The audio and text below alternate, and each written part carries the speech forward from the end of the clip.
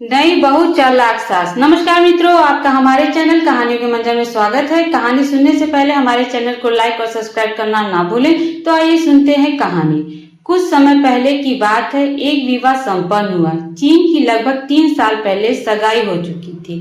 नई बहू, जिसका नाम था यामिनी, अति, राहुल और सासू माँ रानी तीनों के जीवन में जुड़ी है यह सत्य घटना। धूमधाम से यामिनी और राहुल की शादी हुई। शादी में सभी बहुत खुश थे।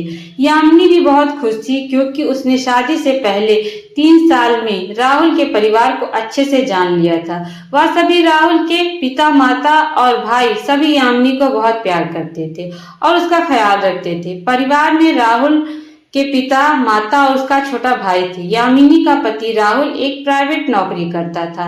यामिनी की शादी के कुछ महीनों तक सबका रवैया ठीक ठाक था।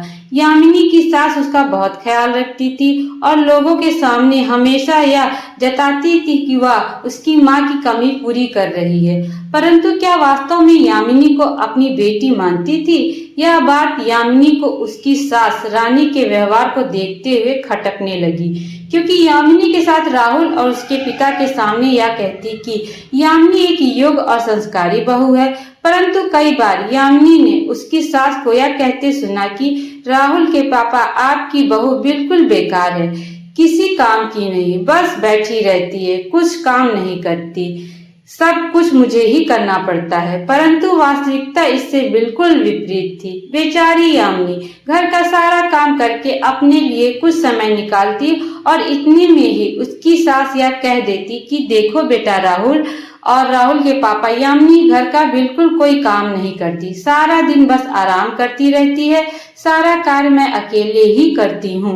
बेचारी यामिनी अपने आप में ही रोकर दुखी होकर चुप हो जाती और उम्र में छोटी और नादान थी। उसकी बात पर कोई विश्वास नहीं करता, उसका पति भी नहीं। सब सोचते कि वह कुछ काम ही नहीं करती, सारा कार्य तो उसकी सास करती है। और जब भी कभी यामिनी कुछ सवाल करती या सफाई देने की कोशिश करती, उसकी सास इस तरह से सबके सामने पेश आती कि सारा कसूर बेचारी यामिनी का ही है। और यामिनी का पति उसे खूब डांटा और सुनाता था और कहता कि तुम मुझे मेरे माँ बाप के खिलाफ भड़का रही हो। अब राहुल को क्या पता कि उसके नौकरी पर जाने के बाद सारा घर का काम यामिनी ही करती है और आने पर उसकी माँ यह जताती है कि वह यामिनी का ख्याल रखती है और सारा कार्य वही करती है। और ऊपर से यामिनी की सास का यह वाला वाक्य कि बेचारी यामिनी बच्ची है, मुझसे नहीं हो पाएगा। राहुल को पूर्णतः अपनी माँ की ओर देखता। राहुल अपनी पत्नी की बातों पर कभी विश्वास नहीं करता। यामिनी इस बात से परेशान होने लगी। वह उसके पति को विश्वास दिलाना चाहती कि वह सही है, पर सास की चलो, क्योंकि आगे वह कुछ नहीं कर पाई। एक बार तो इन बातों के चलते यामिनी के पति ने उस पर आज तक उठा दिया और कहा, तुमसे घर का काम तो होता नहीं और ऊपर से मेरी माँ पर झूठा होने का आरोप लगाती हो कि वह झूठी है। यामिनी अपमान सहन कर पाए कि जो पति उसे इतना प्यार और सम्मान देता है, आज वह भी उसकी कही गई सच्ची बातों पर विश्वास नहीं कर रहा है।